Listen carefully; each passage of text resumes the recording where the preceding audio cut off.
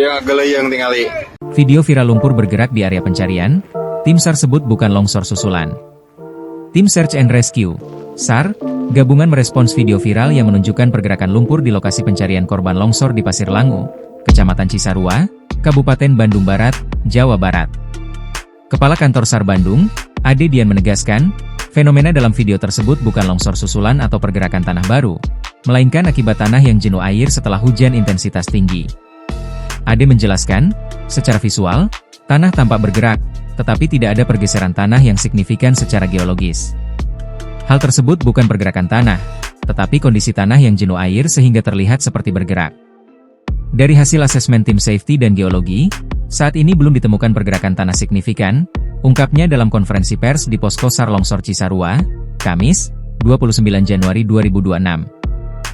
Area pencarian korban longsor di Desa Pasir Langu terletak di wilayah dengan struktur tanah yang sangat labil. Tak ada pesta abadi. Air hujan yang meresap ke dalam lapisan tanah menyebabkan perubahan tampilan permukaan, namun kondisi tersebut tidak tergolong dalam kategori pergerakan tanah baru. Meski demikian, keselamatan personel SAR tetap menjadi prioritas utama. Tim SAR terus berkoordinasi dengan tim safety dan geologi untuk memantau kondisi lapangan selama operasi pencarian berlangsung.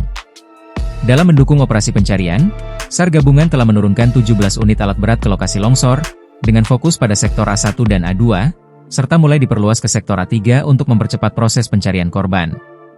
Operasi pencarian akan memasuki hari ke-7 pada Jumat, 30 Januari 2026, dan tim SAR dijadwalkan melakukan evaluasi untuk menentukan apakah operasi akan diperpanjang dan menetapkan sektor prioritas lanjutan pencarian. Kami akan melakukan evaluasi untuk menentukan apakah operasi SAR akan diperpanjang, serta sektor mana yang menjadi fokus lanjutan pencarian, tandas Ade.